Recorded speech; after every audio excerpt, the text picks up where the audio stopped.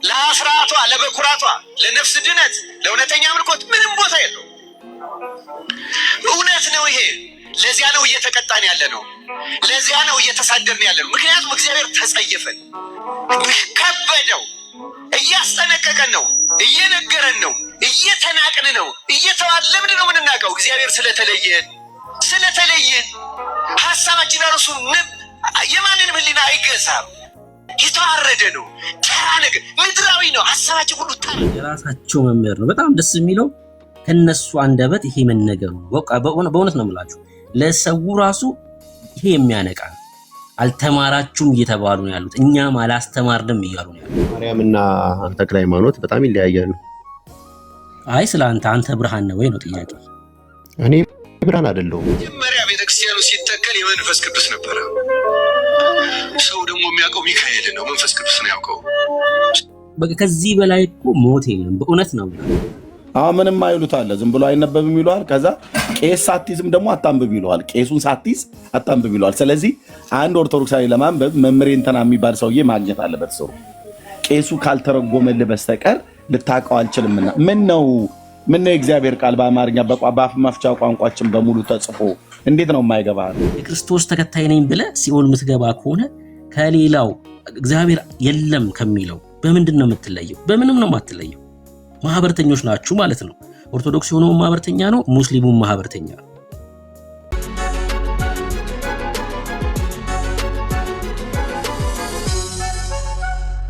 ዘላለም ሕይወት አለ ካንተ?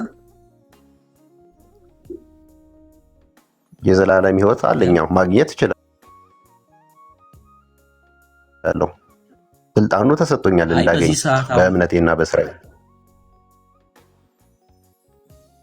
አንተ አሁን የዘላለም ሕይወት አለ ወይ በዚህ ሰዓት ነው ያልኩት ጥያቄ እሱ። የለኝም። የለህም፣ የዘላለም ሕይወት የለህም። የዘላለም ሕይወት አለው ማለት አንድ ሰው እሺ፣ ቆይ እንደዚህ አድርጌ ላሳይህ። የዘላለም ሕይወት የለውም ወንድማችን።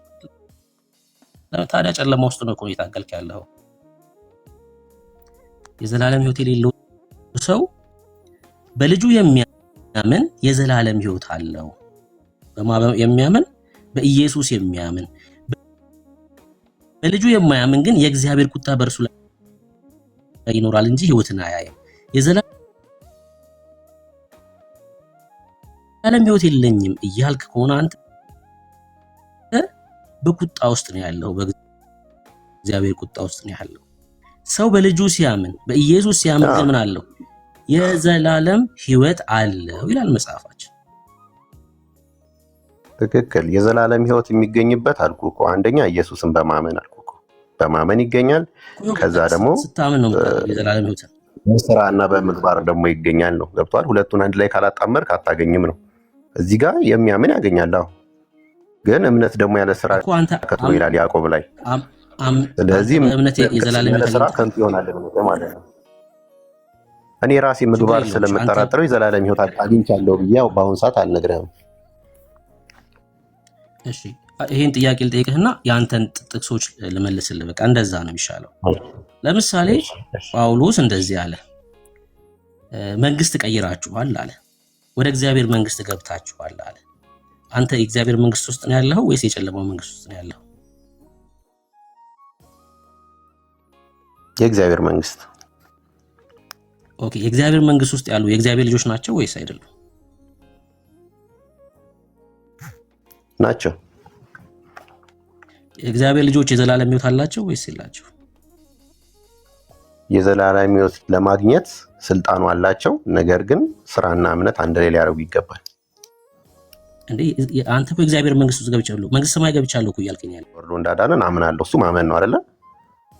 እሱ እምነት ይባላል። ከዛ በኋላ ግን እምነት ለማስቀጠል መንግስት ሰማይ ማብራሪያ ስለሚያስፈልገው ነው። ገብቶኛል። እሺ፣ የኔን ጥያቄ ግን መልስና ከዛ አብራራ። መንግስት ሰማይ ገብታል ወይስ አልገባም? ገባኝ። ስትሬት ከመለስኩልህማ ምንም ሴንስ ስለማይሰጥ ነው እኮ መልሰህ አብራራው። አሁን ብለህ እኮ ምን ማለት ነው? ልክ ነው። አንተ በሄድክበት አውድ እኮ ልክ ነህ፣ ተረዳኝ። ነገር ግን የዘላለም ሕይወት የሚያሰጠው ግን ዝም ብለህ አሁን ለምሳሌ ኢየሱስ ክርስቶስ አንድ ያድኖናልና ለዘላለም ድነናል የሚልም ደግሞ አይደለም።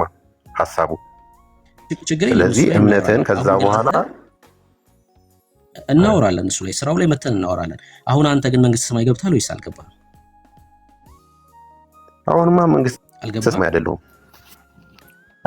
መንግስተ ሰማያት ነው ወይ የምትለኝ ከሆነ አይደለሁም፣ ግን ይቻላል የእግዚአብሔር መንግስት ነች። ኦኬ፣ መንግስተ ሰማይ ማለት የእግዚአብሔር መንግስት ማለት ነው አይደለ? ኦኬ፣ በዛ መንገድ ከሆነ መንግስተ ሰማያት አልገባሁም ላይ ነኝ ገና።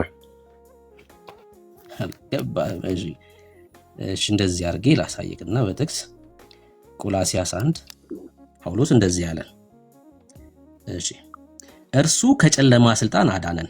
ይሄ የጨለማው ስልጣን የዚህ ዓለም ገዢ የሚቆጣጠረው ነው አይደለ? አይደለ? ይሄ የጨለማው ስልጣን ማለት የዚህ ዓለም ገዢ የሚቆጣጠረው ነው። ልክ ነኝ ቶማስ? ቀጥል እስቲ። አይ መልስልኛ፣ እየተግባባን እንድንሄድ ነው። ይሄ የጨለማው ስልጣን የዚህ ዓለም ገዢ የሆነው ወይ ደግሞ አጋንንት የሚቆጣጠረው መንግስት ነው አይደል? እንደ ስራህ ነው። አጋንንት የሚቆጣጠረውም አይደለም፣ የእግዚአብሔርም ስልጣን አለበት አይደል? እንዴ የጨለማውን መንግስትማ ለአጋንንት ብቻ አልሰጠንም። የኔ ጥያቄ የጨለማውን መንግስት የሚቆጣጠረው የኔ ጥያቄ የጨለማውን መንግስት የሚቆጣጠረው ማን ነው? እሺ አሁን ደግሞ በሌላ ጥቅስ ላስረዳ። ሁሉንም እግዚአብሔር ነው።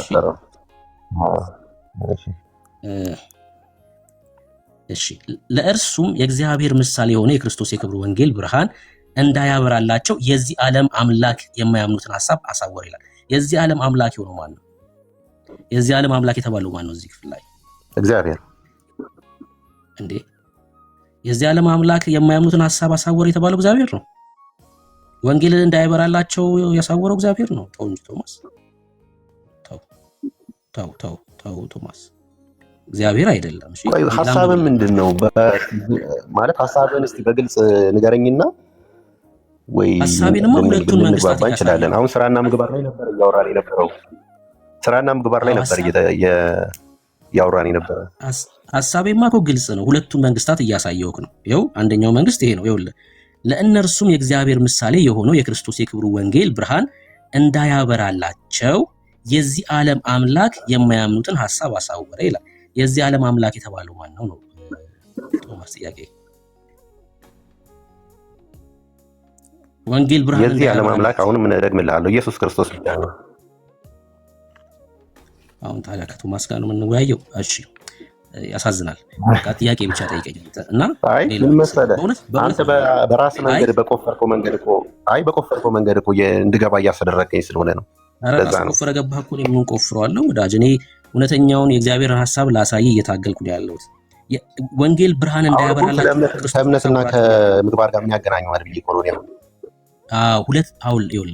ሁለት ኪንግደም አለ። አንደኛው በሰይጣን የሚመራው ኪንግደም ነው። እኛ እሺ እኔ ላሳይ የፈለኩትን ላሳይና አንተ ብቻ ጠይቅ ብቻ እሱ መልስልና ጌታ እንዲረዳ እንጸልያለን። በቃ ምን እናደርጋለን? እርሱ ከጨለማ ስልጣን አዳነን። ይሄ የጨለማው ስልጣን የዚህ ዓለም ገዢ ሆኖ የሚቆጣጠረው ነው፣ አጋንንት ማለት ነው። ከዛስ ቤዛነቱንም እርሱንም የኃጢአት ስርየት ወዳገኘንበት ወደ ፍቅሩ ልጅ መንግስት አፈለሰን ይላል። አሁን እኛ ይኸውልህ ኪንግደም ቀይረናል። የፍቅሩ ልጅ መንግስት የእግዚአብሔር መንግስት ነው። እኛ ወደዚህ ፈልሰናል። ከየት? ከጨለማው ስልጣን። ይሄን ላሳይ ላግዝህ ስለፈለግኩኝ ነው። አሁን አንተ ጠይቅና የአንተን ጥያቄ ልመልስ ይወንድም ማለት። ኦኬ እኔ ያው ያዕቆብ መልእክትን እንትን በሉልኝ ነው እስቲ አስማሙልኝ ነው። ያዕቆብ መልእክት ምዕራፍ 2 ቁጥር 14 ላይ ከማን ጋር እናስማማለን? ቀደም ኤፌሶን ላይ ይመስለኛል አንድ ጥቅስ አውጥቶ እምነት ብቻ ያድናል እያለኝ ነበረ። እውነት ነው። መጽሐፋችን እምነት ብቻ እንደሚያድን ነው የሚናገረው። ትክክል ነው። ያዕቆብም እምነት ብቻ እንደሚያድን የሚያምን ወንድማችን ነው። እዚህ ቁጥር 14 ምንድን ነው ጥያቄ? ስራ ያድናል አለ ያዕቆብ? አዎ ከ14 አንብበው 14 ወይ እስከ 17 ወንድሞች ሆይ እምነት አለኝ የሚል ስራ ግን የሌለው ሰው ቢኖር ምን ይጠቅመዋል? እምነቱስ ሊያድነው ይችላልን? ወንድም ወይም እህት ራቁታቸውን ቢሆኑ የዕለት ምግብን ቢያጡ ከእናንተም አንዱም በደህና ሂዱ እሳት ሙቁ ጥገቡን ቢላቸው ለሰውነት ግን የሚያስፈልጉትን ባይሰጧቸው ምን ይጠቅማቸዋል? ለእነዚህ እህት ወንድም ለተባሉት ማለት ነው። እንዲሁም ስራ የሌለው እምነት ቢኖር በራሱ የሞተ ነው። ይኸው እስከ ቁጥር 17 ስራ ያድናል የሚል ሐሳብ የለውም ያዕቆብ። እኮ እምነት ያለ ስራ ግን የሞተ ነው ነው። አዎ ምን ማለት ስራ የሌለው እምነት የሞተ ነው ማለት ራሱ የሞተ ነው ማለት እምነት ያለ ምግባር የሞተ ነው ማለት ነው። እዛኛው ላይ ደግሞ እምነት ያድናል ይላልና አስማምታችሁ እስቲ ንገሩ ነው። እውነት ነው። ምን እያለ ነው መሰለ? እንደዚሁ ስራ የሌለው እምነት ቢኖር በራሱ የሞተ ነው። የሞተን የተባለው ምኑ ነው ቶማስ? የሞተን የተባለው ምኑ ነው? ሐሳቡ እንድትረዳው ማለት ነው። ስራ የሌለው እምነት ነው የሞተው። ስራ የሌለው እምነት ወይም እምነት ያለ ስራ የሞተ ነው ወይም ያለ ምግባሩ።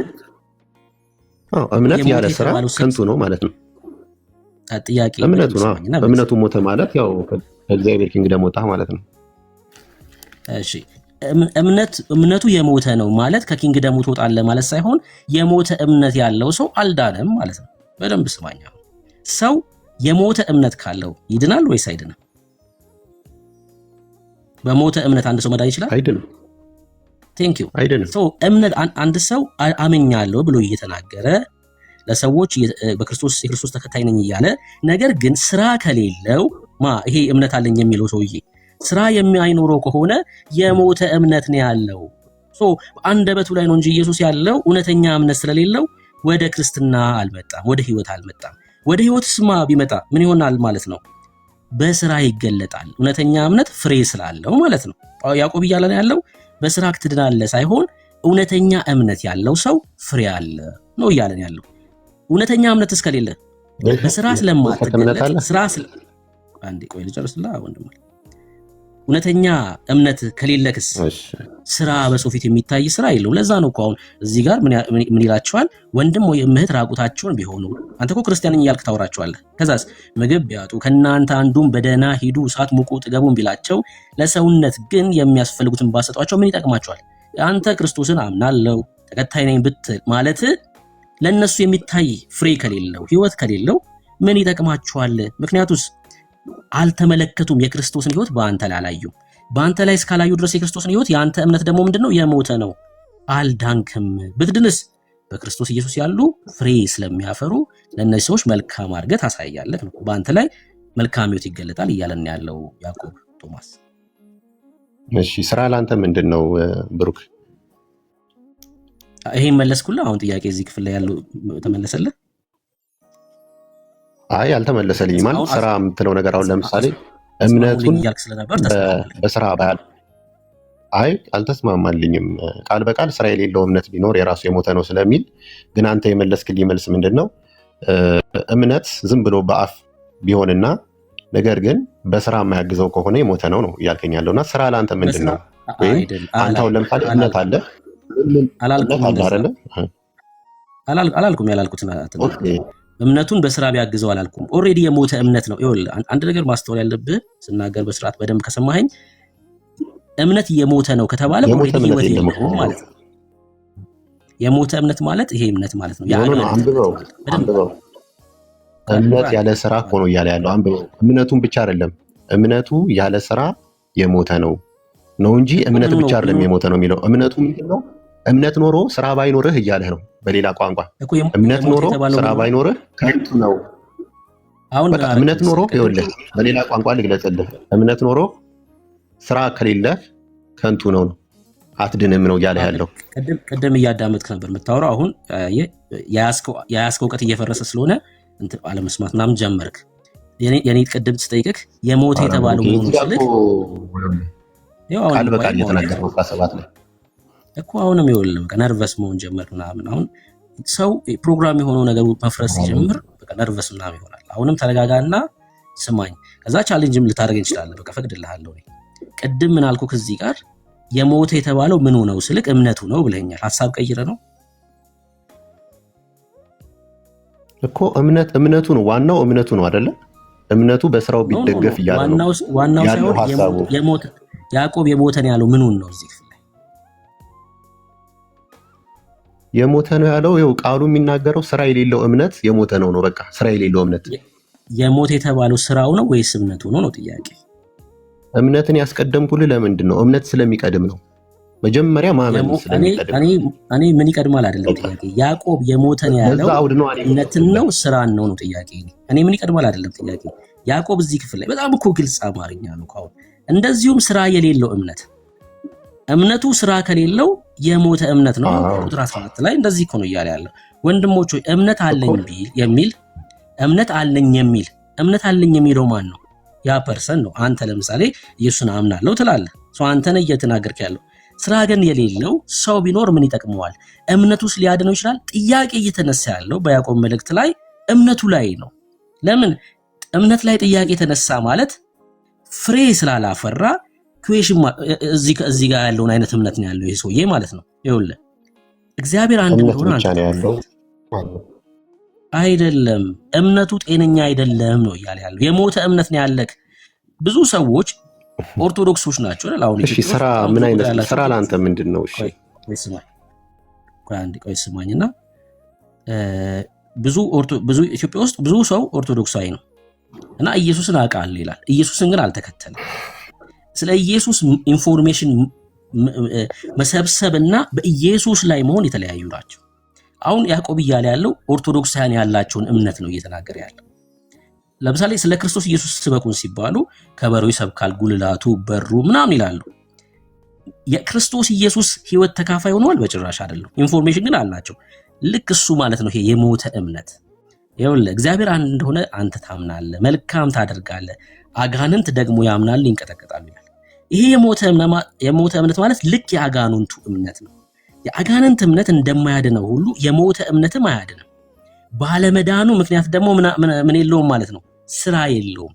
የዳነ ስለሆነ መልካም ህይወት ያለው ገብቷል። እሱን ነው ያዕቆብ እየሞገተ ያለው። እሺ ብሩኬ ማለት እሺ ሌላ ልስጥ እስቲ ሌላ ማርቆስ 10:17 ላይ ሂድን። ሌላ ምሳሌ ልስጥ እኮ ይሄን ጨረስክ? ይሄ ካላግባባ በቃ ይሄንን ያው ባለ መግባባትም ቢሆን ጊዜ ከምንገድል እኮ እኔ ካልመለስኩልህ አንተን ደግሞ ልጠይቅህና አንተ ደግሞ መልስልኛ። ችግር የለውም፣ ቀላል ነው። እሺ እኔ ደግሞ ልጠይቅህ እዚሁ ክፍል ላይ። እሺ ጠይቀኝ።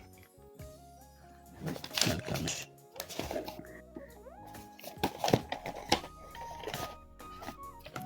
እሺ ስለ ራብ ተነስቶ ስለማያውቅ ስለ ራብ ልጠይቅህ። እንዲሁም ጋለሞታይቱ ረዓብ ደግሞ መልእክተኞችን ተቀብላ በሌላ መንገድ በሰደደቻቸው ጊዜ በስራ አልጸደቀችምን ይላል። እቺ ጋለሞታይቱ ረዓብ ማንን ነበር የተቀበለችው? እነማን ናቸው እነዚህ መልእክተኞች የተባሉት?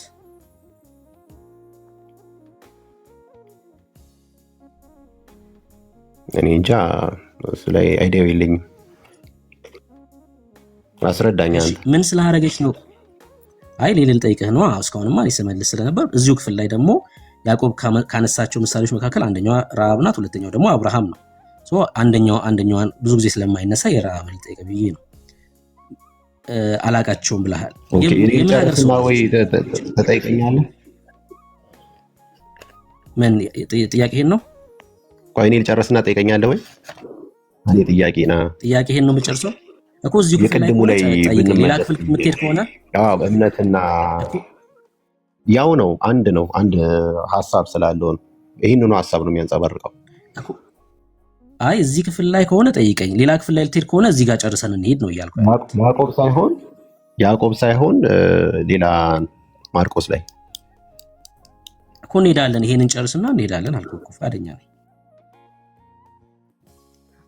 ልጠይቅ ነበረ የገባሁት ዛሬ። አሁን ልረዳ ነው የገባሁት። እንጂ አትመልስም። ምክንያቱም ያው እዛኛው ላይ ስላልተግባባን ወደዚህ ወደታች ወርደን እንትን ብንልም ዋጋ የለውም። እዛችኛዋ ላይ ዋናዋ ላይ በቃ ማለት በ4 ነጥብ ዘግቶታል ብዬ ነው እዛ ጋር። እሺ ኦርቶዶክስ ነህ አይደል አንተ?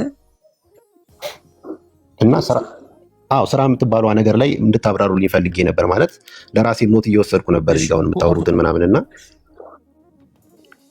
እኮ ስማኛ እንዴ፣ ኦርቶዶክስ ነህ አይደል? ኦርቶዶክስ ነህ። ናይስ። የዘላለም ህይወት የለኝም። ብዙም እውቀቱ ያለኝ ኦርቶዶክስ አይደለሁም። ባለችኝ እውቀት ነው የምጠይቃችሁ። ለዛ ነው ችግር የለውም። ለመረዳትም ጭምር ነው የገባው። ይሄን ብቻ ቼክ ላድርግና አንተ ትጠይቃለህ። ቀጣዩን ሌላ ጥቅስ ጋር ይደላል። እሺ ኦርቶዶክስ ነኝ ብለኛል። በኦርቶዶክስ ብርሃን አለ። ኢየሱስ ብርሃናችሁ ነው በኦርቶዶክስ? አዎ በሚገባ። እሺ ተክለ ሃይማኖትስ ብርሃን ነው?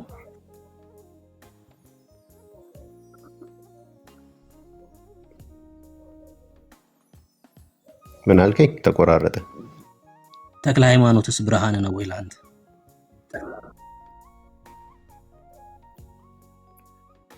ተክለ ሃይማኖት የወንጌል አርበኛ ናቸው። ክርስቶስ የመረጣቸው ሰማዕት ናቸው። ለአንተ ብርሃን ነው ወይ ነው ጥያቄ?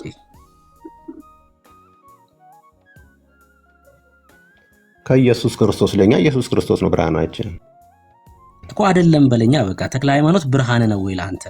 አይደለም በለኝ፣ ወይም ብርሃኔ ነው በለኝ። አዎ እናከብራቸዋለን፣ ግን ብርሃኔ አይደለም ልል አልችልም። ተዳፍሬ እናከብራቸዋለን። እግዚአብሔር የወደደውን እንወዳለን፣ ግን ኢየሱስ ክርስቶስ ነው ለኛ ማለት ነው ብርሃናችን። ኢየሱስ ክርስቶስ ነው።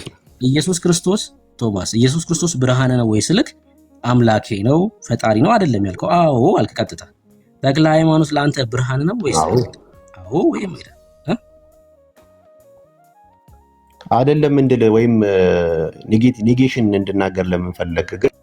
ግን ኢየሱስ ክርስቶስ ነው ብርሃን ለኛ ኦርቶዶክስ። ምንድነው ኔጌሽን? እኔ እምነትን እኮ ነው። አሁን ለምሳሌ ተክለ ሃይማኖት ብርሃን ነው ብትለኝ ኧረ ዞር በል ነው መልክ። በቃ እምነትን ነው የምትነግረኝ እንጂ ለምንድን ነው አይደሉም? እንደውም እሺ በኢየሱስ ክርስቶስ ኃይል ነው እኮ በኢየሱስ ክርስቶስ ኃይል ነው አይደሉም? ችግር የለውም። ግን ማርያምስ ብርሃን ናት? እሺ ማርያምስ ብርሃን ናት?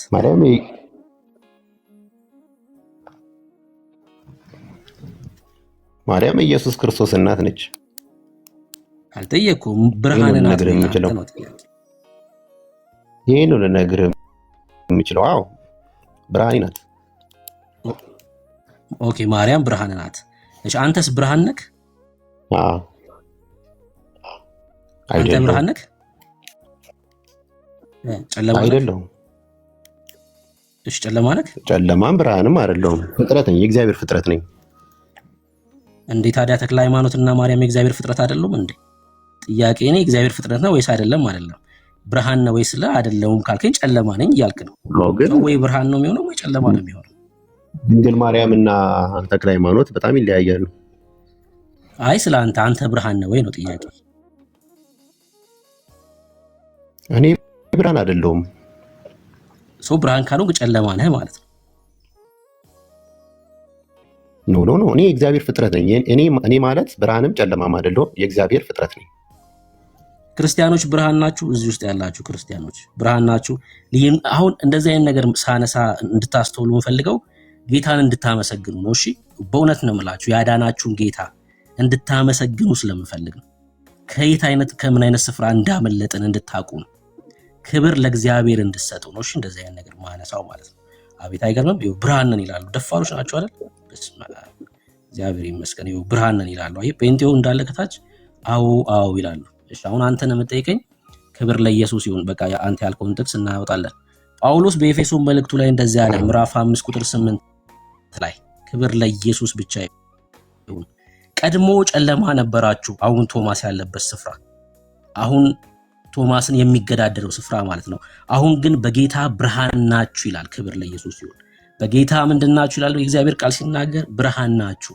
አስቀድሞስ የጨለማው መንግስት አባል የሆኑ ሰዎች ጨለማ ተብለው ይታወቃሉ። አስቀድሞ ጨለማ ነበራችሁ፣ አሁን ግን አያችሁ። አሁን እኛ የሰው ብርሃን የለንም። ብርሃናችን ኢየሱስ ብቻ ነው።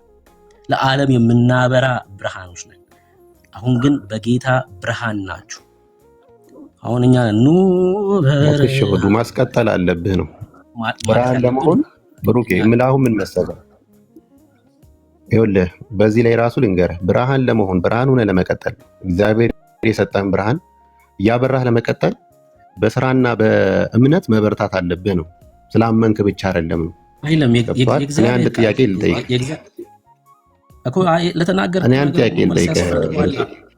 አይ ኖርማል ዝም ብዬ ጥያቄ ልጠይቅ። ኖርማል ትጠይቃኛለህ፣ ግን አሁን ለተናገርከው ግን መልስ ያስፈልገዋል። ችግር የለውም በቃ አይ ለተናገርከው ግን መልስ ክርስቲያናዊ መልስ ያስፈልገዋል። እሺ ትመልስልኛለህ፣ አንድ ላይ ትመልስልኛለህ። ግን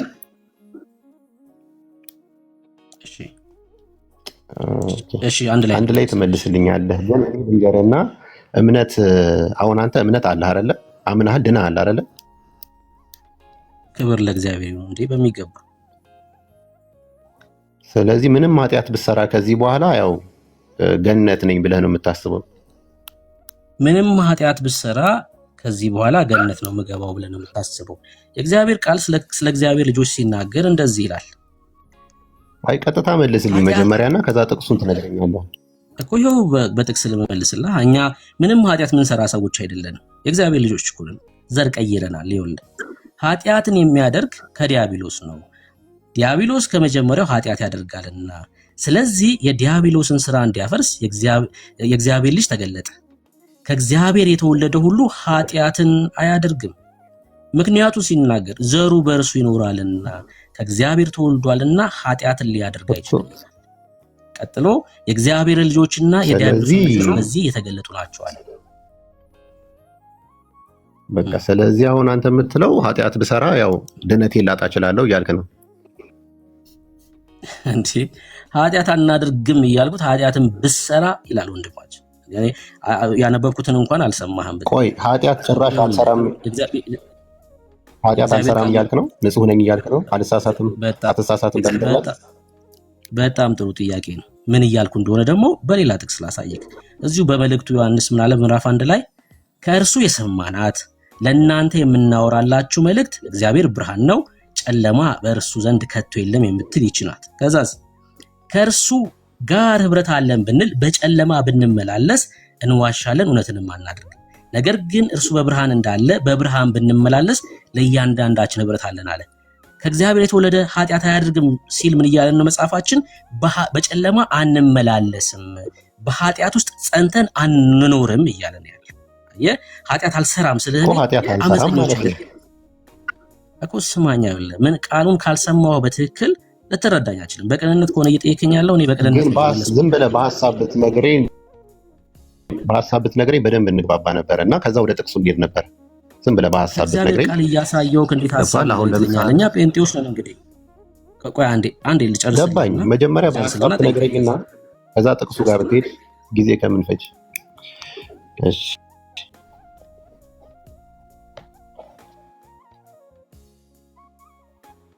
ልቀጥል? እሺ ሚዩት ስላለክ ማለት ነው። ከእርሱ ጋር ህብረት አለን ብንል በጨለማ ብንመላለስ። ክርስቲያኖች ኃጢአት አያደርጉም ማለት ህይወታቸው የጨለማ አይደለም፣ በኃጢአት ጸንተው የሚኖሩ አይደለም፣ አይወድቁም አይደለም። ይኸውልህ ተመልከት፣ አይስቱም አይደለም፣ አንስትም አንወድቅም አይደለም፣ ግን በጨለማ ግን አንመላለስም። ታዲያ ስትወድቁ ምን ትሆናላችሁ? ታዲያ በመውደቃችሁ ምክንያት ልጠፉ ነው ካልከኝ ደግሞ እዚሁ ጋር ምን አለ ዮሐንስ? ምን አለ? ልጆቹ ኃጢአትን እንዳታደርጉ ይህን እጽፍላችኋለሁ። ማንም ኃጢአት ቢያደርግ ከአብ ዘንድ ጠበቃ አለን፣ እርሱም ጻድቅ የሆነ ኢየሱስ ክርስቶስ ነው። አየህ፣ በአመፅ ውስጥ ክርስቲያኖች አይኖሩም። ግን ኃጢአት ቢያደርጉ ቢወድቁ ምን አላቸው? በአብ ዘንድ አድቮኬት አላቸው። በአብ ዘንድ ስለነሱ ወክሎ የሚቆም ኢየሱስ ክርስቶስ አለ። በኃጢአታችን ምክንያት በመውደቃችን ምክንያት የማንጠፈው ለምንድን ነው? ጠበቃ በሰማይ ስላለን ነው። ዘመድ በሰማይ ስላለን ነው። እኛን ወክሎ የገባ ስላለ ኢየሱስ ማለት ነው። ምን አልኩ ታዲያ? በኃጢአት ጸንተው አይኖሩም ክርስቲያኖች፣ በጨለማ አይመላለሱም። ቢወድቁ ግን የማይጠፉት በአብ ዘንድ ጠበቃ ስላላቸው። ኦኬ። ስለዚህ እንዳልከኝ ከሆነ በጨለማ አንመላለስም። ከኢየሱስ ክርስቶስ ጋር ህብረት ያለን ሰዎች በጨለማ አንመላለስም ወይም ኃጢአት አንሰራም። ነገር ግን ብንሰራም እንኳን ኢየሱስ ክርስቶስ ጠበቃ ሆኖ ኃጢአታችን ደምስሶ ያሳልፈናል ነው ወይም እንድናለን ነው። አዎ እኛ ይኸውልህ በእግዚአብሔር ፊት አንታይም። በቃ ጠበቃችን ኢየሱስ ክርስቶስ ስለሆነ በኃጢአት ምክንያት ያልጠፋ ነው። ለዛ ነው መጽሐፍ ሲናገር እንደዚህ ይላል። ይኸውልህ በቃ ኃጢአት ብንሰራም ነው እኮ አይደለ? በጨለማ ውስጥ ብንመላለስም አልከኝ። ኃጢአትን ብንሰራም ሰው ነንና ትሰራለህ ኃጢአት አይደል? ኃጢአት ከሰራ በኋላ ኢየሱስ ክርስቶስ ግን ኃጢአትን ደምስሶ ያሳልፈሃል ነው። ዞሮ ዞሮ ወይም ደግሞ ችግር ያለውን እንኳን ያሳልፈሃል ነው የመረዳት እኮ። አሁን ትልቁ ችግር ተመሳሳይ ነገር ነው ያልኩት። ብሩክ እንትን አትበለው። ተመሳሳይ ነገር ነው ያልኩት። ወይም ደግሞ መልስልኝ፣ ቀጥታ የምጠይቀን ጥያቄ ወይ መልስልኝ። እሺ ጥቅሱን ተወና ቀጥታ መልስልኝ። ወይኔ በተረዳሁት ምናልባት አይሻልም? አሁን ኃጢአት ትሰራለህ አትሰራም? አንተ በምድር ላይ ትሰራለህ አይደል? እንዳረም ፍቀድልኛ ወዳጄ። አንዴ ያልከውን ስህተት ላረምልህ። ችግር የለውም። ብንመላለስ ትሰራለህ አትሰራም አንተ ኃጢአት? እሺ ይኸው ልመልስልህ። ብሩክዬ 30 ሰከንድ። በመጀመሪያ ደረጃ ንጉሱ ይኸውልህ ለማወቅና ለመማር ከሆነ ልብህን ከፍተህ በደንብ አዳምጠው። አንተ የምትጠይቀው ጥያቄ ራሱ ከመለስከው ጋር አብሮ አይድም። በጨለማ ነኝ ካልክ ሰው በጨለማ ከሆነ እኮ የሚባለው ለመረዳት ራሱ በጣም አስቸጋሪ ነው። ምንድነው እግዚአብሔርን ቃል ሲነግር በትክክል ስማ፣ ምንም አይደለም። አንተ አሁን አንድ ነገር ማወቅ ያለብህ ራስህን ጻድቅ አድርገህ ማየተውና ቃሉ የሚለውን ነገር ለመረዳት ልብህን ከፍተህ ስማውና የምትጠይቀው ጥያቄና የሚመልስልህ በደንብ አድርገህ ስማ ፕሊዝ። እስቲ እኔን አንዴ ስማኝ፣ ግን ትንሽ ስማኝና በጣም ከቅድም ጀምሮ ረጃጅም ጥቅስ ነው ስታዘንብ የነበረው፣ ግን ቀላል ነገር ነው። አሁን ጥቅስ የማያስፈልገው ነገር ነው አሁን እኔ እየጠየቅኩ ያለሁት እውነት ለመናገር ብሩክ።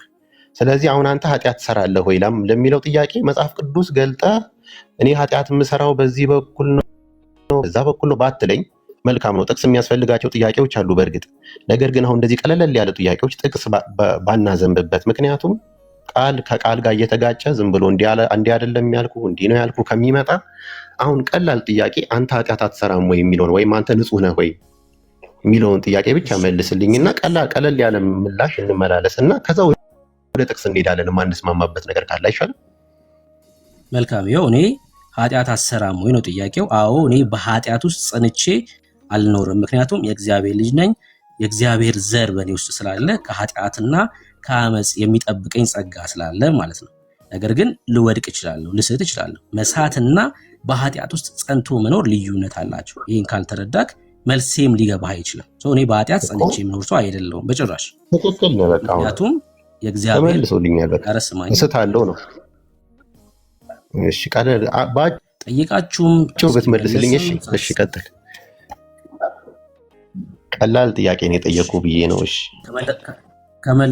ከመለስኩልሽ ይቀጥል። እና ኃጢአት ማንኛውም ሰው ይሰራል። መልሰልኛል። እኔ ስለማንኛውም ኃጢአት ማንኛውም ሰው ይሰራል። ምድር ላይ ሆኖ ኃጢአት የማይሰራ እኔ ስለማንኛውም ሰው አይደለም እያወራ ያለሁት፣ ስለ እግዚአብሔር ልጅ ነው እያወራ ያለሁት። ማንኛውም ሰው ገባኝ። የእግዚአብሔርም ልጆች ሆኖ ይስታሉ፣ ሊስቱ ይችላሉ። ካሉበት ቦታ ከእግዚአብሔር መንገድ ሊስቱ ይችላሉ፣ ሊዋሹ ይችላሉ፣ አሰጡ ትእዛዛትን ላይፈጽሙ ይችላሉ። ያ ማለት ኃጢአት ነው። ገብተዋል? ስለዚህ ኃጢአት ትሰራለህ ለሚለው ጥያቄ አው ልስት እችላለሁ ካልክ መሳትም መሳሳት ነው አይደል? መሳሳት ደግሞ ኃጢአት ነው። ስለዚህ ኃጢአት ይሰራል ማለት ነው። አንድ ሰው ኃጢአት ሊሰራ ይችላል። በእግዚአብሔር ቤት ሆኖ ኃጢአት ሊሰራ ይችላል። ስለዚህ አሁን አንተ ኃጢአት ትሰራለህ። ያንን ኃጢአትህን ከና ኃጢአት ትገባለህ ወይ ነው ለሚለው ጥያቄ ቅድም ጥቅስ ላይ እንደመለስክልኝ ከሆነ እንደተረዳሁት ኢየሱስ ክርስቶስ ዋስ ጠበቃችን ነው። ኃጢአትን ብንሰራ በሱ ደም ሸፍኖ እናልፋለን ወይም ደግሞ ወደ ገነት እንገባለን እንድናለን ነው ያልከኝ። ኃጢአት ብንሰራም ነው ያልከው። ጥያቄ ነው። ተሳሳት ጥያቄ እየጠየቅኝ ነው። አርመኝ ከተሳሳት ልጠይቅ ወዳጄ፣ ልጠይቅህ ካልከኝ በቃ ጠይቀኝ። ለምንድን ነው ያንተ ንግግር ማጠይቀኝም እንዴ ራሴ? እሺ እኔ አንብብልኝ፣ ማርቆስ ላይ ሂድና አንብብልኝ። እሺ ማርቆስ ላይ ሂድና አንብብልኝ። እሺ ከዚህ እንውጣና አሁን የልጅ ነገር ሆነ። ቅድም ያዕቆብ ላይ ሲመልስለት ከዚህ እንውጣ፣ አሁን ደግሞ ሌላ ጥያቄ ጠየቀ፣ ከዚህ እንውጣ። አንዱን ነገር ሳንጨርስ ስላልመለስክልኝ ነው ብሩኬ። በእውነት እውነት ለመናገር ማለት ነው እኔ አሁን ፖላይቲ ነው እየሰማሁ የነበረው። የማልስማማበትም ነገር ቢሆን እየሰማሁ ነበር። የምር ግን ምንድነው እኮ ወዳጄ ካልመለስኩልህ በጣም ረጅም ሰዓት ተፈጀን። አንዳንዴ ካልመለስኩልህ ጠይቀኝ ነው እኮ እያልኩ ያሉት። ምን ሆነ ነው? ደህና ነህ ግን? እሺ አሁን እኮ የምትመልስልኝ መልስ እኮ ብሩክ እያሳመነኝ ስለ እኮ እንደዛ ከሆነ ደግሞ እኔ ልጠይቅህ። በቃ እኔ የመለስኩት መልስ ካላሳመነክ እኔ ደግሞ እዛ ክፍል ላይ ልጠይቅህ። አድርግና እኔ ልጠይቅህ። እኔ አልጨረስኩም። አንዴ እኔ ያነሳሁት ጥቅስ ሌላ ማሳመኛ 3-4 ነጥብ ስላለኝ ኦኬ በቃ እንግዲህ አንዳንዴ ላለመግባባትም መግባባት አለ ብሩክ። አንዳንዴ ማለፍም ጥሩ ነው። በጣም ረጅም ሰዓት የምንወስድበት ከሆነ ይሄ ያንተ ሐሳብ ነው፣ ይሄ ሐሳብ ነው ተባብለን ለመጠየቅ አልመጣሁማ። እኔ ስላልገባኝ ለመጠየቅ ነው የመጣሁት እኮ። የመለስኩት መልስ ትክክል ካልሆነ ሐሳብን ደግሞ ልስማ እስኪ። አሁን እዚህ የጠቀስኩት ጥቅስ ላይ ምን እያለ ነው ያለው የሚለውን በሐሳብህን እንስማ። ካልሆነ ምን መሰለህ እንደዚህ ሊጠይቅ የመጣ ሰው እንደዚህ አይደለም። አንተ አሁን ዝም ብለህ ጥቅስ ላይ ነው የምትሽከረከረው። ዝም ብለህ እዛ ትሄዳለህ። ካልገባ ሐሳቡ የተነሳው ነገር ግልጽ እስካልሆነልህ ድረስ 10 ጥቅስ ላይ ብንሽከረከር ትርጉም አልባ ነው የሚሆነው።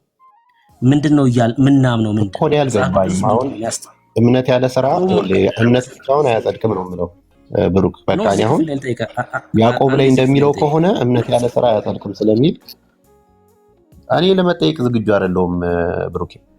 እኔ ለመጠየቅ ነው የገባሁት፣ ግን የጠየቁትን ጥያቄ ለመጠየቅ ብቻ ሳይሆን አንዴ ስም ለመጠየቅ ብቻ ሳይሆን ለማዳመጥም ነው ዝግጁ ያለው እንኳን አንተ የሚመለሰውን መልስ ለመረዳትም ጭምር ነው አንተ ዝግጁ ያለው አይደል? አንዳንድ ሰው ችግር የለውም አይጠየቅ እኮ ችግር የለውም በቃ አያውቅም ልጁ።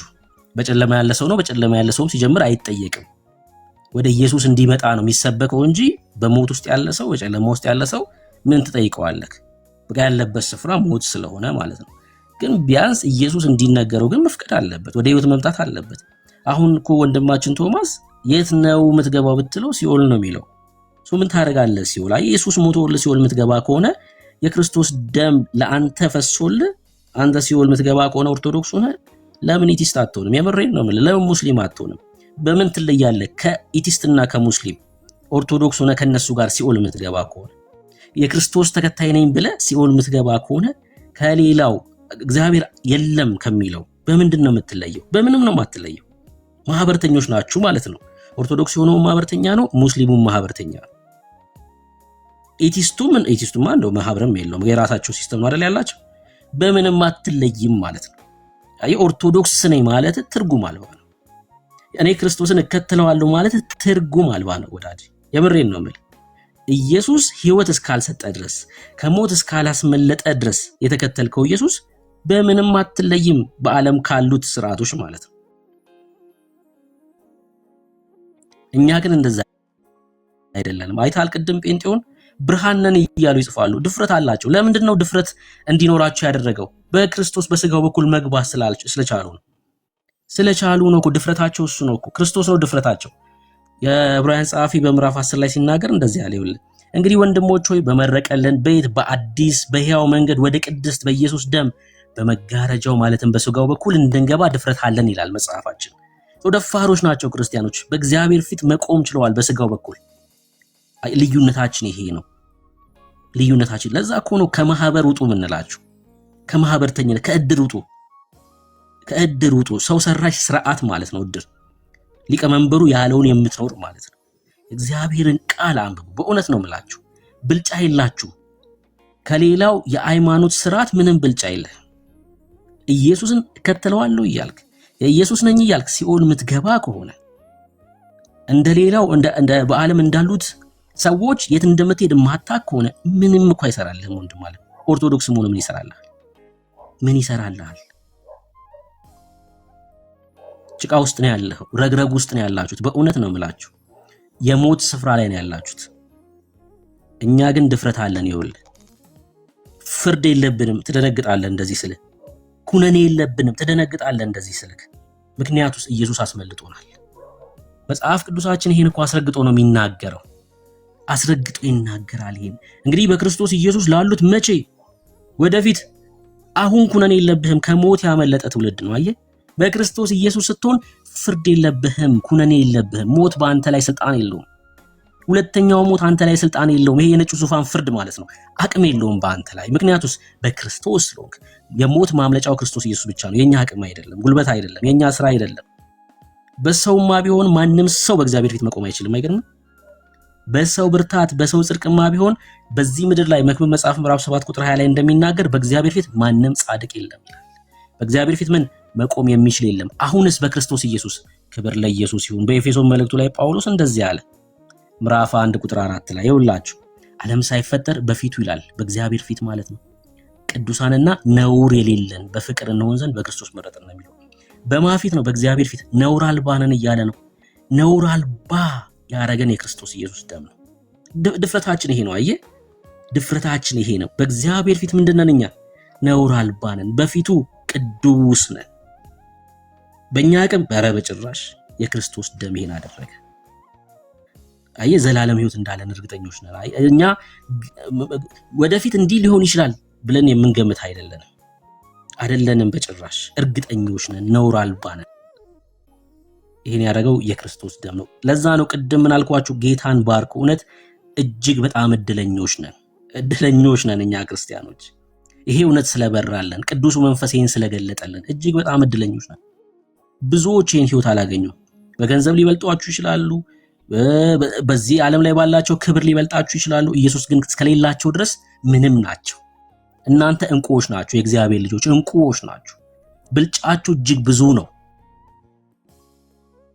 ዓለም ልሰጠን ማችለውን ነገር እግዚአብሔር ሰጠን። ውድ ልጁን ሰጠን። ልጁ አደረገን። ለዘላለም ከእርሱ ጋር እንድንኖር ፈቀደ። አይገርምም? ከዛ ደግሞ መንግስቱን ጭምር እኮ ነው የሚያወርስ እግዚአብሔር። ክብር ለኢየሱስ ይሁን። በጣም እኮ ነው የሚገርመው። ይሄን ፍቅር አግኝተናል። ዓለም ይሄን ልሰጥ አችልም፣ በጭራሽ ይሄን ልሰጥ አችልም ማለት ነው። እግዚአብሔር ግን ይሄን አደረገ። ክብር ለኢየሱስ ይሁን። ተባረኩ። ኤርምዬ እንኳን ደህና መጣህ። ወንድምነት እንዴት ናችሁ? ሰላም ለእናንተ ይሁን። ቤካ ወንድሜ ፋሲካ እንገላይ እንዴት ነህ? ሁላችሁንም ዳንዬዋ ሎጎስ ደህና ነኝ እንደ ቸርነትህ። እንዴት ናችሁ? ክብር ለኢየሱስ ይሁን። ሰላም ብያለሁ። ኤርሚዬ ሰላም ላንተ ይሁን። ብሩኬ ሰላም ብያለሁ። ቤካ ዳኒን ያው ቅድም አግኝቼዋለሁ። ሎጎስ እንዲሁም ከታች ያላችሁ በሙሉ ጌታ ጸጋ ሰላም ይብዛላችሁ። ሜሪ ክሪስማስ።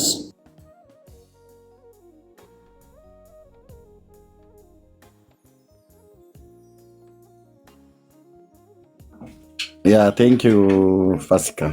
ያ እግዚአብሔር ይባረክ።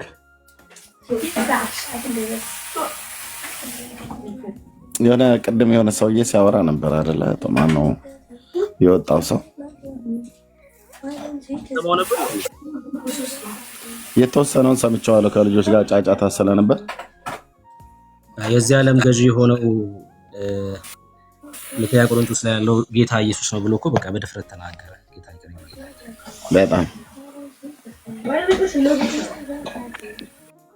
በጣም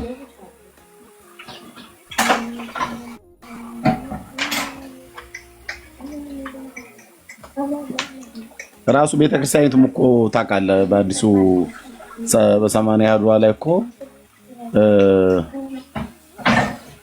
የዚህ ዓለም አምላክ የማያምኑትን ሀሳብ አሳወረ ብሎ የሚለውን ያው ያለውን ታውቃለህ፣ ያለችውን ታውቃለህ አይደል? ኦርቶዶክስ በምን ያህል ቃሉ እንዳጣመምችው እንዴ! ያው በግዕዙ ላይ ያው በደንብ እግዚአብሔር ነው የሰዎችን አይን ያሳወረው ነው የምትለው ዛክ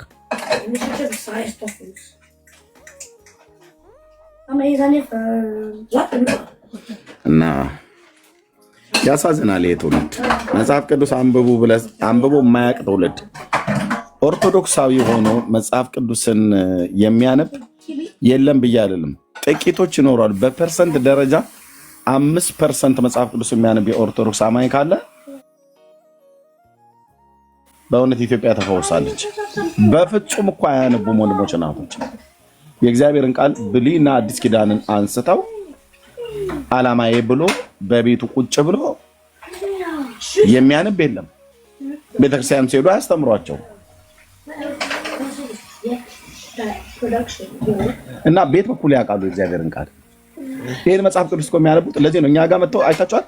አንድ ኦርቶዶክስ ቆይ ላንብብልህ ብሎ አንብቦልን አያውቅም። አንብቡልን ነው የሚሉት። ጥቅሱን አያውቁትም፣ ክፍሌቱ ጋር እንደሆነ አያውቁትም። እኛ ነው አንብቡልን የሚሉን።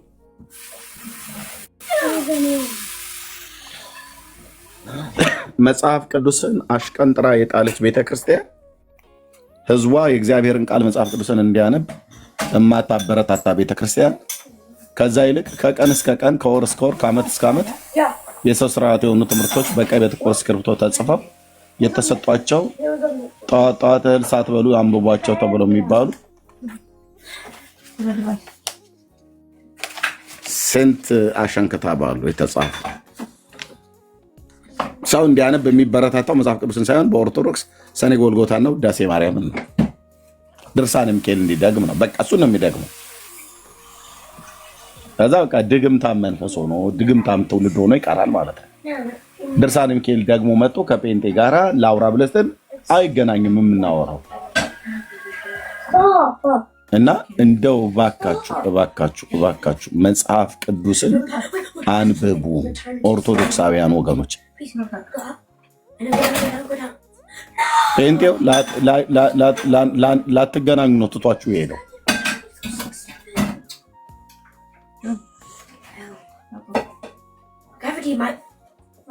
ምንም አይሉት አለ ዝም ብሎ አይነበብም ይለዋል። ከዛ ቄስ ሳትይዝም ደግሞ አታንብብ ይለዋል። ቄሱን ሳትይዝ አታንብብ ይለዋል። ስለዚህ አንድ ኦርቶዶክሳዊ ለማንበብ መምህር እንትና የሚባል ሰውዬ ማግኘት አለበት። ሰው ቄሱ ካልተረጎመልህ በስተቀር ልታውቀው አልችልምና ምን ነው የእግዚአብሔር ቃል በአማርኛ በአፍ መፍቻ ቋንቋችን በሙሉ ተጽፎ እንዴት ነው የማይገባህ አንተ? ራሱ ቄሱም እኮ መጽሐፍ ቅዱስ እኮ አያነብም።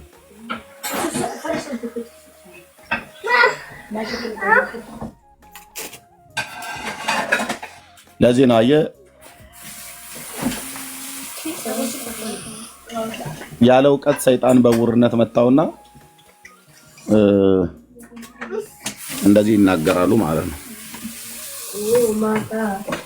በጥናት የተደገፈ አይደለም። በእኔ መረጃ ባለኝ ዝም ብዬ ግምት 95% የኢትዮጵያ ኦርቶዶክስ ተዋሕዶ ቤተክርስቲያን ሕዝብ መጽሐፍ ቅዱስን አያውቅም።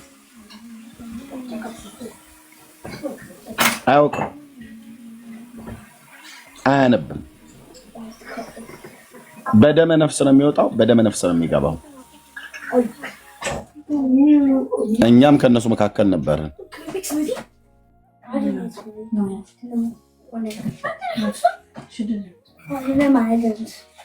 ምድርን ሞላናት ይልሃል። በቃ መጽሐፍ ቅዱስ አንብቦ ማያቅ የአምላኩን ቃል ማያቅ ክርስቲያን ተብሎ የሚባል በሙሉ የሲኦል ራት።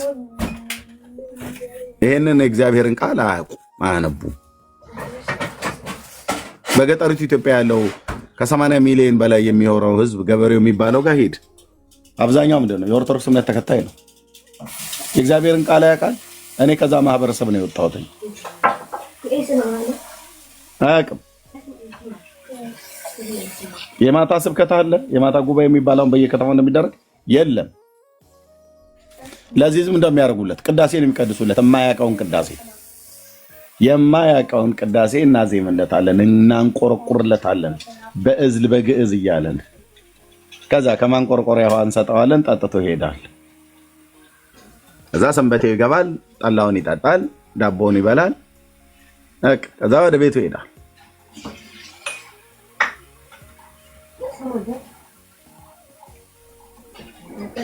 በጣም ነው የማዘነው በእውነት።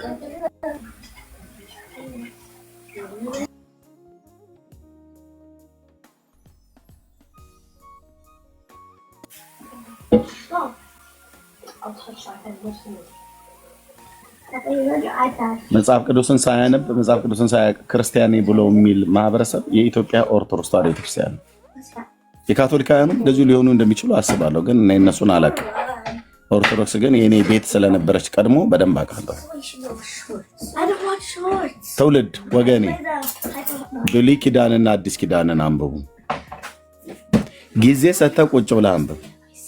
ጊዜ ሰተህ ቁርስ እንደምትበላ፣ ጊዜ ሰታችሁ ምሳና እራት እንደምትበሉ፣ ጊዜ ሰታችሁ ለነፍሳችሁ የእግዚአብሔርን ቃል ተመገቡ። ቄሱ እንደሆነ መጥቶ ውሃ አፍስሶብህ ሳልና ከማህሪ ደግሞ ቤቱን አርጥቦት ነው የሚሄደው እንጂ ዮሐንስን ወንጌል አያነብልህም፣ አይነግርህም፣ ማቴዎስንም አንብብ አይልህም። በቃ በፍጹም በውሃ ቤቱን አርጥቦት ጸበል እርጩልኝ ብለው የሚጠሩ ቃል ንገሩን ብለው አይጠሯቸውም። ጸበል ይርጩልኝ ነው። ጸበል ሊረጭ እስኪሄድ በቃ ሳልና ከማሪና ድርሳን ምናምን ነገር መልካ መልክ ደግሞ ነው ውሃ ረጭቶ በቃ እዛ ወዲያውኑ ወደሚበላው ቁጭ ይላል፣ ይበላል፣ ይጠጣል፣ ከዛ ይሄዳል። ምን ነገረህ? የእግዚአብሔርን ቃል አልነገረህም። ይህን ጥምጣማም ቄስ ታዲያ ከቤት ማባረርና አለብህ። አንተ ነፍስህ ላይ እኮ ነው ቁማር እየተጫወተ ያለው። የሥላሴ እግዚአብሔር በመልኩና በአምሳሉ የፈጠረ ሰውዬ የአምላክን እግዚአብሔርን ቃል የማይመግብህ ውሃ እየመጣ የሚረጭ ሰውዬ ምን ያደርግልሃል? እውነቴንም የምልህ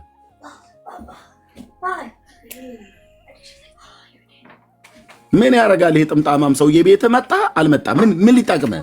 የአምላክን ቃል ይዞልህ አልመጣ። ለነፍስ መብል የሚሆነውን የእግዚአብሔርን የአምላክን ቃል አልነገረ። ከስላሴ መንግስት የወጣውን ቃል አይነግርህ።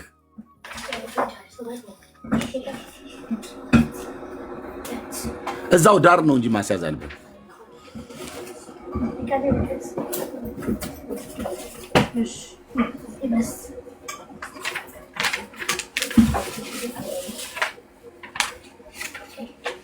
ስለዚህ ዘግተውት ማለት ነው። ዘግተውት በእውርነት መተውታል። ስለዚህ ትናንት የተነሳው ጴንጤ ያላግጥብሃል ማለት ነው። የእግዚአብሔርን ቃል አታውቁ እያለ እውነቱን ነው። እውነት ነው። እውነት ነው። እኔ ምስክር ነኝ። ያው ጴንጤ ሞቶ ይበልጠዋል የኦርቶዶክስን ተዋሕዶ ቤተክርስቲያን ህዝብ። በምን? የእግዚአብሔርን ቃል በማወቅ። ለምን? ያነባሉ። ማነው አንብቡ ብሎ የሚላቸው? ፓስተሮቻቸው። ፓስተሮቻችን አንብቡ ነው የሚሉን። አንብቡ ብቻ አይደለም ያስተምሩናል። ቸርች ስንሄድ በየቀኑ የእግዚአብሔርን ቸርነትና በጎነት እሺ ይሰጣል። የእግዚአብሔርን በጎነትና ቸርነት ነው ምሕረቱን ነው የሚነግሩን። ከዛስ በቤተ ክርስቲያን የመጽሐፍ ቅዱስ ጥናት የሚባል አለ። በኦርቶዶክስስ በቤተ ክርስቲያን ጽዋ ማህበር አለ የምትጠጣበት። የመጽሐፍ ቅዱስ ጥናት የለም። መጽሐፍ ቅዱስ እንደዚህ ተገናኝቶ የማጥናት ህዝቡ የለም። የነፍስን መብል ቅዱስ ቃሉን ደብቃ ህዝቡን በጠኔ እየገደለች ያለች ቤተክርስቲያን ማለት ነው። የነፍሳችን መብል ምንድነው? ቅዱስ ቃሉ። ለዚህ ጌታችን ሰው ከእግዚአብሔር አፍ በሚወጣ ቃል እንጂ በእንጀራ ብቻ አይኖርም ተብሎ ተጽፏል አለ። ኦርቶዶክሳውያን በምን የሚኖሩት? በእንጀራ ብቻ።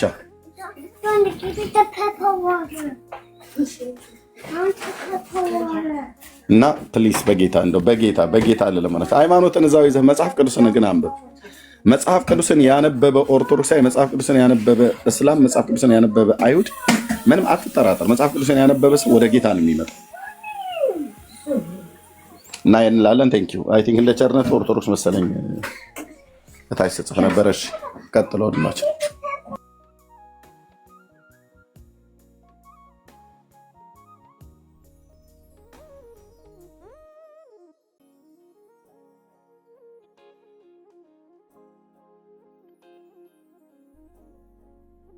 እንደ ቸርነትህ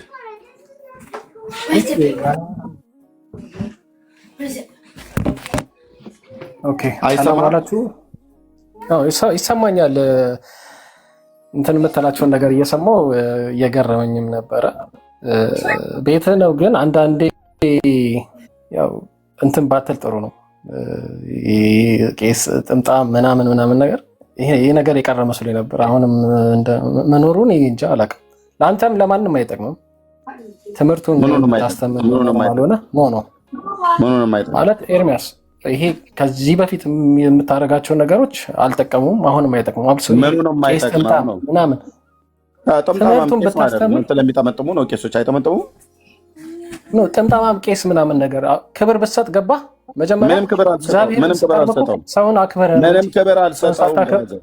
አድመጣኝ። ምንም ክብር አልሰጠውም። ምኑን ትውልድን እየገደሉ ክብር ሰጡት በለኝ። እኔ እነሱን ክብራቸው እንደ ሰውነቱ ማክበር የለብህም። የእግዚአብሔር ፍጡር ስለሆነ ወዳጄ ቅዱስ ቃሉ ላይ ታወራለህ አታወራም? ስለዚህ አንተ እንድገባ እንትን በለው ለራስህ ነው። አንተ አይደለም ታርመኝ። ጥምጣማም ቄስ ሰው ማስተማር ያለብህ የአንተ ቃል የሚወጣውን ነገር እየሰማ ስለሆነ ቃላቶችን ብታስተካክል። የጥምጣማም ቄስ ልጅ ስለሆንክ ጮክ ማለት ነው። ጥምጣማም ቄስ ማለት ትውልድን እየገደሉ ጥምጥም ማለት ጭንቅላታቸው ላይ የሚጠመጥሙ ጥምጥም ነው። ምንድን ነው አሁን ይሄ ነውር ነው? አንተ ደግሞ የጥምጣማም ቄስ ልጅ እልሃለሁ ማለት ነው። የነፍሰ ገዳይ ልጅ እልሃለሁ ማለት ነው። ምክንያቱስ እነሱ ሻሽ ጠምጥመው ትውልዱን በእግዚአብሔር መልክና ምሳሌ የተፈጠረውን ትውልድ ቃል እግዚአብሔርን ባለመመገብ እየገደሉት ነው፣ ወደ ሲኦል እያወረዱት ማለት ነው። ኦኬ ቃል እግዚአብሔርን ባለመንገር ህዝቤን ወደ ሲኦል እየከተቱት ነው። መተተኛና ጥምጣማ የሚሆኑ ቄሶች ማለት ነው። አለቅ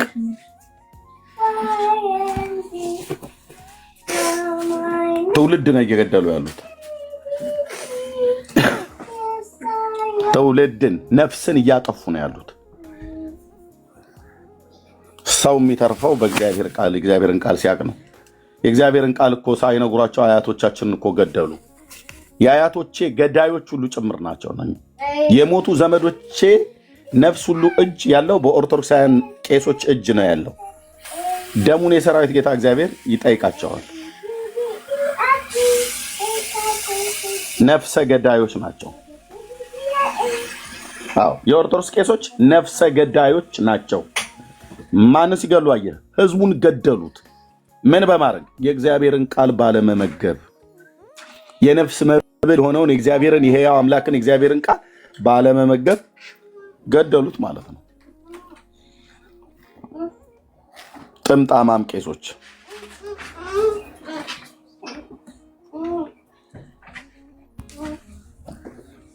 ሻሹን ቆልሎ ተረት ነው የሚያወራው ጭንቅላቱ ላይ ማለት ነው።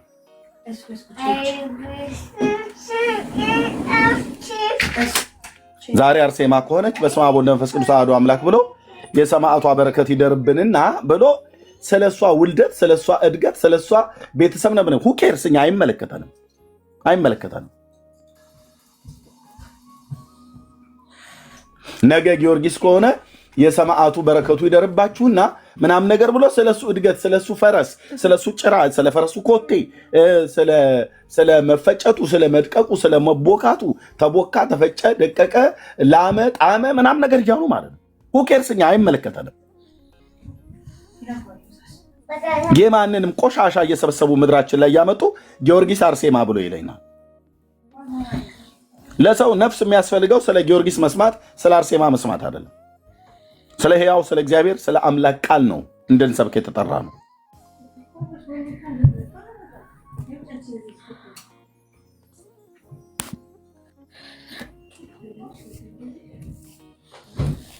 እና ቴንኪው ወንድምነት ምን ታሳይ ነበር? ቀጥል። ቴንኪው ከነሱ አፍ እንስማው አይደል? እንደዛ ነው የሚሻለው። አንተ ስትናገር መረራቸው፣ ግን የራሳቸው መምህር ብርሃኑ አድማስ የሚላቸውን እንስማ።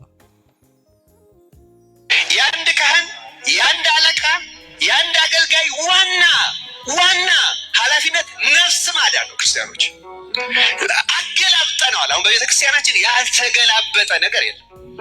አሁን የምናደላው ለወርቋ ነው። እውነት ለመናገር ለወርቋ፣ ለልማቷ፣ ለመስባዋ፣ ለአስራቷ፣ ለበኩራቷ፣ ለነፍስ ድነት፣ ለእውነተኛ አምልኮት ምንም ቦታ የለው። እውነት ነው ይሄ። ለዚያ ነው እየተቀጣን ያለ ነው። ለዚያ ነው እየተሳደርን ያለ ነው። ምክንያቱም እግዚአብሔር ተጸየፈን፣ ከበደው፣ እያስጠነቀቀን ነው፣ እየነገረን ነው፣ እየተናቅን ነው፣ እየተዋለምን ነው የምንናቀው። እግዚአብሔር ስለተለየን ሀሳባችን እርሱ የማንንም ሕሊና አይገዛም። የተዋረደ ነው። ተራ ነገር ምድራዊ ነው። ሀሳባችን ሁሉ ተራ ነው።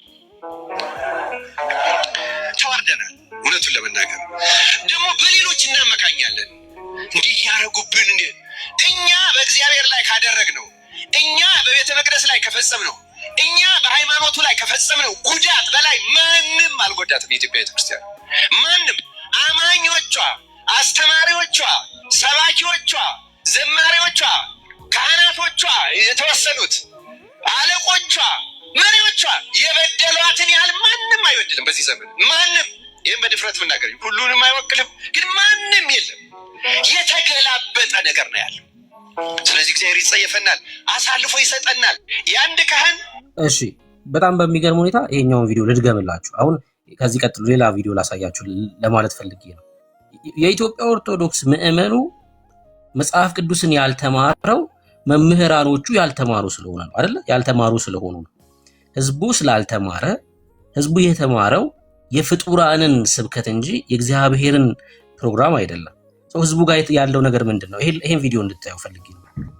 በእነሱ አንደበት ስንሰማው በጣም ነው የሚገርመው። እሺ ህዝቡም ስላልተማረ ስላላስተማር ነው።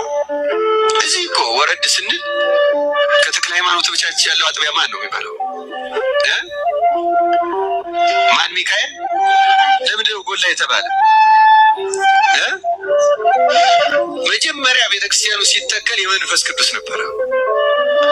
ሰው ደግሞ የሚያውቀው ሚካኤልን ነው፣ መንፈስ ቅዱስ ነው ያውቀው። ከዚህ በላይ እኮ ሞት የለም። በእውነት ነው ብላችሁ የመጀመሪያው ቤተክርስቲያን የተከለው የመንፈስ ቅዱስ ነበር። ሰው መንፈስ ቅዱስን አያውቅም። ሰው መንፈስ ቅዱስን ካላወቀ ታዲያ እኮ ኢየሱስን ሊያውቅ አይችልም። አይገርምም?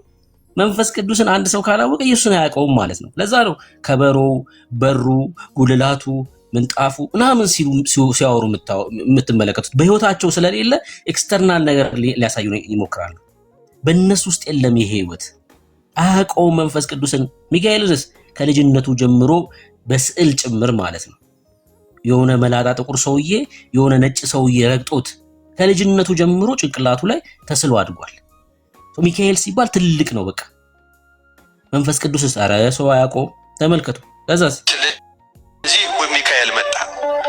ሚካኤል ጎላ አይደለም እንዴ? ጎላ አልጎላ? ጎላ። ተመልከቱ። ከዛ መጣና የሚካኤል ታቦት ገባ። ግር ብሎ ሰው መጣ።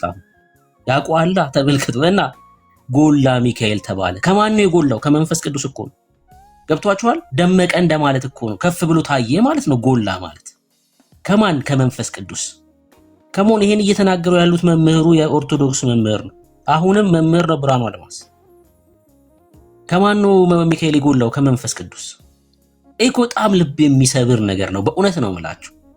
ይሄ ህዝቡ ያለበትን ሁኔታ እና መምህራኖቹ ያሉበትን ሁኔታ በደንብ የሚያሳይ በእውነት ነው የምላችሁ። እኛ እኮ መናገር እኛ ህዝቡን ሳይሆን ቤተክርስቲያኒቱ ያለችበትን ውርደት ነው እንጂ የሚያሳየው በትክክል ነው። ይሄ በእውነት ጌታን በጣም እኮ ፈጣሪን አሳንሳ ፍጡርን እያጎላች ጎላ ሚካኤል ብላ የምትል ይህንን አይነት የግልሙትና ትምህርቷን ነው ክርስትና ብላ የምትለው ማለት ነው።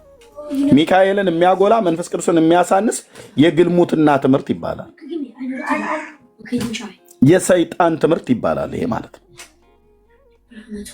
ህዝቡ ከየት አምጥቶ ነው ብሎ የሚለው ህዝቡ ነው የሰየመው? በፍጹም። ጨርሰው ቪዲዮ ነው እንደምናት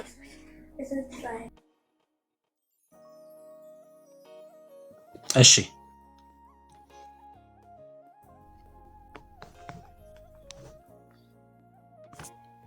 ቅዱስ ነበረ። ሰው ደግሞ የሚያውቀው ሚካኤልን ነው፣ መንፈስ ቅዱስ ነው ያውቀው። ስለዚህ ሚካኤል መጣ። ሚካኤል ጎላ አይደለም እንዴ? ጎላ አልጎላ? ጎላ እና ተተወ። እንደዚህ የተገለበጡ አሉ። አሁን ቅድስት ማርያም እንጦንስ ነበር ስትጀመር። ቅድስት ቅዱሳን ማርያም ስትጀመር መጀመሪያ እንጦንስ ናት። አሁን እንጦንስ እስከ ቅርብ ጊዜ ራሱ በዓሉ ይከበር። አሁን ጭራሽ በዓሉ ሁሉ ተትቷል፣ ቁመቱ ሁሉ ቀርቷል፣ ምንም ዝክሩ ጠፍቷል። ምክንያቱም ገንዘብ የሚያስገኝ አይፈልግም። የሚደረቡት እነማን ናቸው? በጣም ይገርማል። ይሄ የሚያመጣው ሰበካ ጉባኤውን ወይም ደብሩን እንዲያ የሚያደርገው ህዝቡ ጭምር ነው። ህዝቡ ስላልተማረ ነው። ተያይዘን ነው የምንጠየቀው በነገራችን። ምክንያቱም መሪው አሁን ገንዘብ ነው። መሪው የማንኛው ነገር መሪ ጥቅምና ገንዘብ ነው ማለት ነው። አሁን አርሴማ ለምንድን ነው የተፈለገችው? 1700 ዓመት የኖረች ሰማዕት ናት አይደለም? በሆነ ምክንያት መታወቅ ስትጀምር ደግሞ ደብሩ ሁሉ አርሴማ አርሴማ አርሴማ። አሁን ምልጃዋ ዛሬ ተገልጦ ነው እንዴ? እዩት። ምንን መሰረት አድርገን ነው? ህዝቡም ስላልተማረ ስላላስ ይሄን እንግዲህ የተናገሩት የራሳቸው መምህር ነው። በጣም ደስ የሚለው ከነሱ አንደበት ይሄ መነገሩ በቃ በእውነት ነው የምላችሁ። ለሰው ራሱ ይሄ የሚያነቃ ነው። አልተማራችሁም እየተባሉ ነው ያሉት፣ እኛም አላስተማርንም እያሉ ነው ያሉት። ይሄ በጣም ጥያቄ መሆን ይገባል ለህዝቡ። ያልተማሩበት ስፍራ ነው ጎላ ተብሎ ሲሰየም ያ ስፍራ ከመንፈስ ቅዱስ ነው የጎላው። ከመንፈስ ቅዱስ በለጠ ተብሎ ነው የተሰየመው። ለምን? ህዝቡ መንፈስ ቅዱስን አያውቅም። ማንን ነው የሚያውቀው? ነጭ ሰውዬ የሆነ ጥቁር ሰውዬ ረግጦ ነው የሚያውቁት። አይምሯቸው ላይ ያለው እሱ ነው ሚካኤል። ከዛስ ሚካኤል ከሆነማ ሰው ግልብጥ ብሎ ሄደ፣ ጎላ ብለው ሰየሙ። በቃ ገንዘብ ይመጣል። አሁን ሰው መጥቷል። ሰው ግልብጥ ብሎ ስለመጣ ገንዘብ ይመጣል። ይሄ ነው በቃ የቤተክርስቲያኒቷን እውነታ የሚያሳይ ንግግር ነው። በእውነት ነው የምላችሁ። ቤተክርስቲያኒቷ ያለችበትን ሁኔታ የሚያሳይ ነው። እስከዛሬ እኛ ስንናገር አረ ጥላቻ ስለ እናንተ መናፍቆች እንደዚህ ነበር የሚባለው። አሁን እግዚአብሔር በራሳችሁ ሰዎች መጥቶባቸዋል። በቃ እውነቱን እንዲናገሩ ራሳቸው ህዝቡ ያለበትንና ቤተክርስቲያኒቷ ምን አይነት ስፍራ እንዳለች እየተናገሩ ነው ያለው። ባለፈው ጳጳሱ ጨለማ ውስጥ ነን ያለ ነው አሉ። አሁን ደግሞ መጡና መምህር ብርሃኑ አድማስ ህዝቡም እኛም አላስተማርንም፣ ህዝቡም አልተማረም።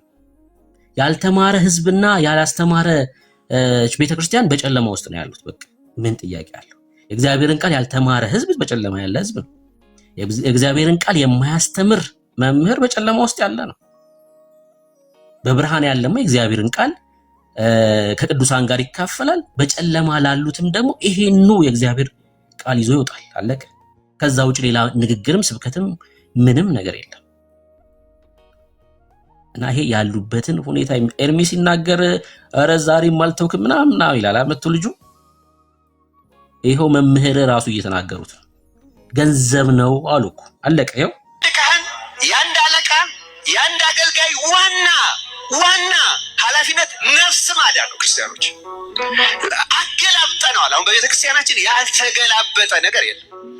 አሁን የምናደላው ለወርቋ ነው። እውነት ለመናገር ለወርቋ፣ ለልማቷ፣ ለመስባዋ፣ ለአስራቷ፣ ለበኩራቷ፣ ለነፍስ ድነት፣ ለእውነተኛ አምልኮት ምንም ቦታ የለው። እውነት ነው ይሄ። ለዚያ ነው እየተቀጣን ያለ ነው። ለዚያ ነው እየተሳደብን ያለ ነው። ምክንያቱም እግዚአብሔር ተጸየፈን፣ ከበደው፣ እያስጠነቀቀን ነው፣ እየነገረን ነው፣ እየተናቅን ነው፣ እየተዋለብን ነው። የምንናቀው እግዚአብሔር ስለተለየን ሀሳባችን ራሱ የማንንም ሕሊና አይገዛም። የተዋረደ ነው። ተራ ነገር ምድራዊ ነው። ሀሳባችን ሁሉ ተራ ነው። ተዋርደናል። እውነቱን ለመናገር ደግሞ በሌሎች እናመካኛለን። እንዲህ እያደረጉብን እኛ በእግዚአብሔር ላይ ካደረግነው፣ እኛ በቤተ መቅደስ ላይ ከፈጸምነው፣ እኛ በሃይማኖቱ ላይ ከፈጸምነው ጉዳት በላይ ማንም አልጎዳትም። የኢትዮጵያ ቤተክርስቲያን ማንም አማኞቿ፣ አስተማሪዎቿ፣ ሰባኪዎቿ፣ ዘማሪዎቿ፣ ካህናቶቿ፣ የተወሰኑት አለቆቿ፣ መሪዎቿ የበደሏትን ያህል ማንም አይበድልም በዚህ ዘመን ማንም። ይህም በድፍረት መናገር ሁሉንም አይወክልም፣ ግን ማንም የለም። የተገላበጠ ነገር ነው ያለው። ስለዚህ እግዚአብሔር ይጸየፈናል፣ አሳልፎ ይሰጠናል። የአንድ ካህን ይሄው ነው በቃ መልእክቱ። የቅድም መተህ አልተውክም። ለምንድን ነው የሚተወው? እውነቱን እኮ ነው እየተናገረ ያለው። ኤርሚ እየተናገረ ያለው በቤተ ክርስቲያኒቷ ውስጥ ያለውን እውነት ነው። ጥላቻ ነው እንዴ? ጭቃ ውስጥ ነው ያለው ተብሎ አንድ ሰው ሲነገረው ከጭቃ እንድትወጣ ነው። ስለተወደድክ እኮ ነው ወዳጅ፣ ካለህበት ረግረግ ውስጥ እንድትወጣ ነው። የትኛው የኢትዮጵያ ኦርቶዶክስ ቄስ ነው ወንጌል ሲሰብክ ያየው? ይቀድሳል፣ ወጥቶ ሲጠጣ ነው የምታየው። የትኛው ቄስ ነው ኢየሱስን በህይወቱ ሲያሳይ ደግሞም እግዚአብሔርን እንዴ? በጣም እኮ ይኸው ወንድማችሁ ልደተ ቃል እኮ መጽሐፍ ቅዱስ ሲያድል ለቄሶቹ 30 ዓመት አገልግያለሁ መጽሐፍ ቅዱስ የለኝም የሚሉ ናቸው ቄሶቻችሁ። እንዴ በጣም እኮ ነው የሚያሳፍ። 30 ዓመት አገልግያለሁ ይላል። ምንድነው ምን ይዘህ ነው ታዲያ ያገለገልከው 30 ዓመት? ተረት መጽሐፍ ይዞ እኮ ነው ሲያገለግል የነበረው። መጽሐፍ ቅዱስ የለኝም። ይሄ እኮ ምንም እኮ የሆነ ሰው ሊነግራችሁ እኮ አይገባም እኮ። እንደው ህሊና ላለው ሰው የሚመለከተው ነገር ነው። የሆነ እንጨት ይዞ ከማሳለምና ከመቀደስ የተለየ ምን ዕውቀት አላቸው? ምን ያውቃሉ? እንኳን ለአንተ ወንጌል ሊሰብክ ስለ መዳኑ እንኳን እኮ ማያውቅ እኮ ነው ቄስ፣ የኢትዮጵያ ኦርቶዶክስ ቄስ።